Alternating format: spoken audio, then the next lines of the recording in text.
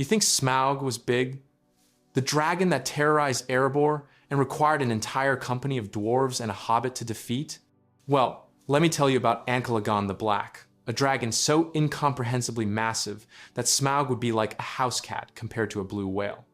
We're gonna run the math and show you exactly how big he was. But first, if you love deep dives into Middle-earth, subscribe to the channel. We're building a fellowship here, and I'd love to have you along. This is the story of the greatest dragon that ever existed in Tolkien's legendarium, and why his size might literally break our understanding of physics. Before we dive into the measurements and calculations, we need to understand who Ancalagon was and why he matters.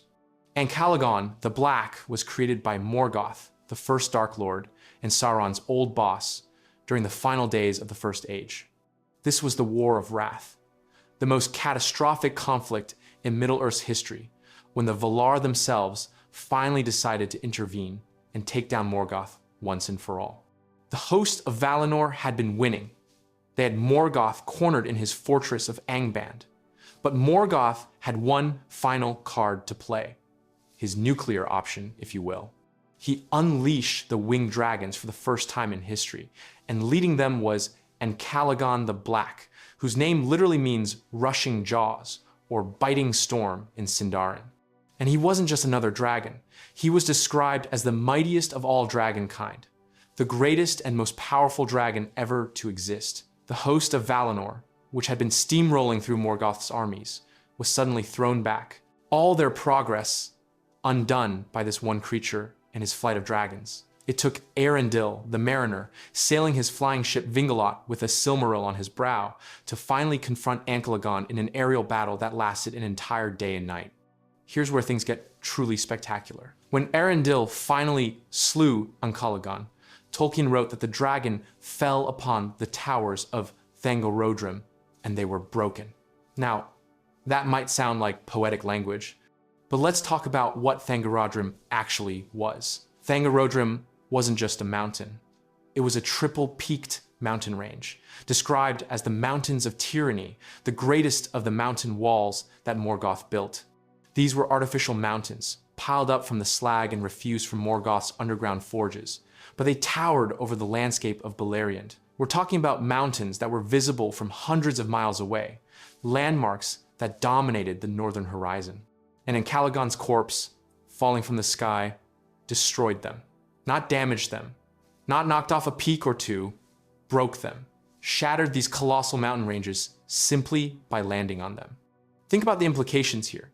The kinetic energy required to pulverize mountain ranges by simply falling on them is astronomical. We're talking about a mass so immense that its impact would have registered like a small asteroid strike. Let's put this in perspective by comparing Ancalagon to the dragon we know best, Smaug. In the Hobbit films, Smaug is depicted as being roughly 140 meters long, about 460 feet. That's already enormous, bigger than a jumbo jet. Smaug is large enough to destroy the town of Esgaroth and fill the entire treasure hoard of Erebor. But here's the thing. Smaug is from the Third Age, thousands of years after Ancalagon.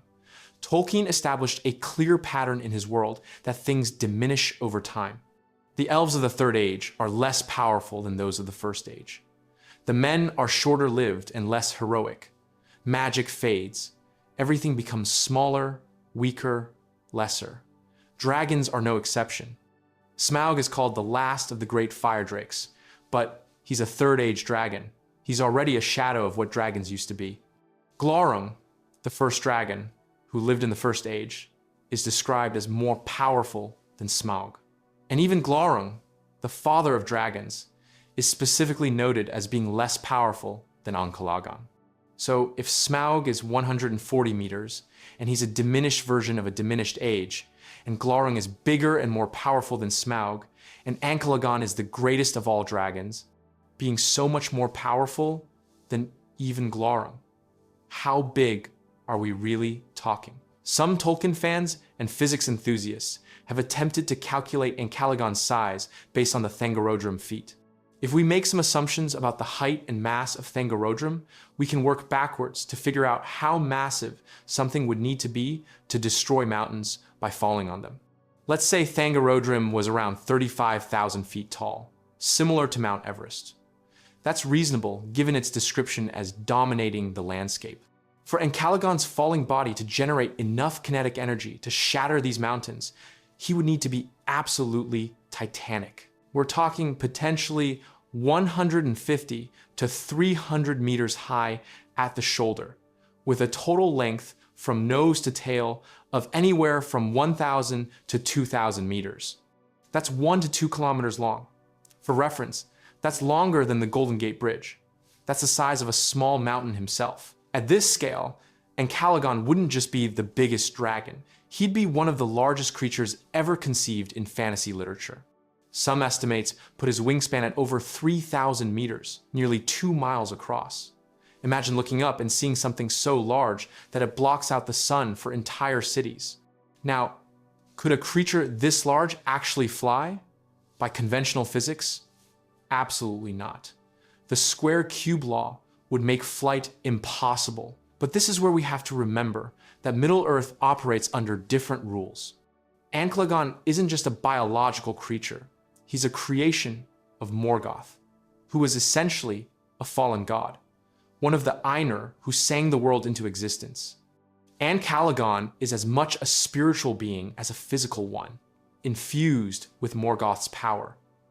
Normal physics need not apply. But here's what I find most fascinating about Ancalagon. His size isn't just about spectacle. In Tolkien's work, size often correlates with power and significance. The Valar are larger than elves, ancient elves are taller than modern ones, and the diminishment of the world is a central theme. Ancalagon represents the absolute peak of Morgoth's destructive power. He's the ultimate weapon, the last desperate gamble of a fallen god who once helped sing the universe into being. The fact that it took Eärendil, a half-elven hero carrying one of the Silmarils, the most holy objects in existence, sailing in a hallowed ship blessed by the Valar, to defeat Ancalagon tells us everything about what this creature represented. The battle between Eärendil and Ancalagon is also deeply symbolic. Eärendil represents hope, the light of the Silmaril piercing through darkness, the cooperation between elves and men. Ancalagon represents tyranny, the crushing weight of Morgoth's will, and the dark fire of destruction. Their battle in the skies above Thangorodrim is mythological in every sense, a clash between light and darkness that literally reshapes the landscape. So how massive was Ancalagon the Black, actually? The honest answer is almost impossibly massive. Large enough that his death created geological catastrophe. Large enough that every other dragon in Middle-earth's history is just a pale imitation. Large enough that trying to visualize him properly is almost beyond human comprehension. Smaug, who terrorized an entire region and required legendary heroes to defeat, would be practically invisible next to Ancalagon. You could probably fit dozens or even hundreds of Smaugs inside Ancalagon's shadow. He was so powerful that the Valar's entire host couldn't defeat him without divine intervention. And perhaps that's the point. Ancalagon exists at the edge of Tolkien's mythology, in that first age where everything was larger, more powerful, more mythic. He's meant to be incomprehensible, a reminder of when the world was young and the battles were fought between beings of godlike power. He's the greatest dragon not just because of his size, but because of what he represents, the ultimate expression of Morgoth's malice and the fading of that ancient, terrible age.